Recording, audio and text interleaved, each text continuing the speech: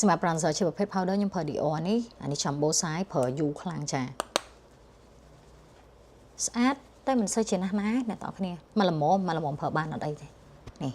ឃើញទេយើងមើលប៉ុណ្ណឹងយើងដឹងភាពខុសគ្នាហេតុអីបានយើងប្រើទឹកផងម្សៅផងអាហ្នឹងវាគឺជាគ្រប់ step of make up អញ្ចឹងបើអ្នកទាំងអស់គ្នាស្រឡាញ់ make up បែប professional ហើយ focus ទៅលើ detail គឺធ្វើគ្រប់ step ទៅតែបើអ្នកទាំងអស់គ្នាអូគ្រាន់តែមកសំរុំប្រចាំថ្ងៃទេ no need to have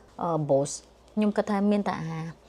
អាជាប្រភេទ powder ចេះបានហើយមិនមានទឹកក៏បានដែរប៉ុន្តែបើអ្នកនរគ្នាស្រឡាញ់បែប professional make up ចង់ឲ្យវាជាប់បានយូរស្អាតអ្នកនរគ្នាត្រូវប្រើគ្រប់ step ដូចខ្ញុំ recommend អញ្ចឹងណាតោះមកយើងថែមខ្ទង់ច្រមុះដែរ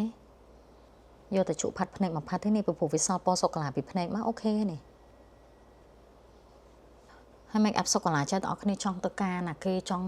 ពាក់ឈុតអីអូយត្រូវទាំងអស់ដោយសារជាពណ៌ skin tone ដល់ពេលចឹងវាអត់ងាយហួសសម័យទេប៉ុន្តែបើបងសពណ៌នេះកម្ៅខ្លាំងបែប sexy វិញតែបើអ្នកស្អែមដូចខ្ញុំអូអានេះពណ៌ធម្មជាតិអូខេ all done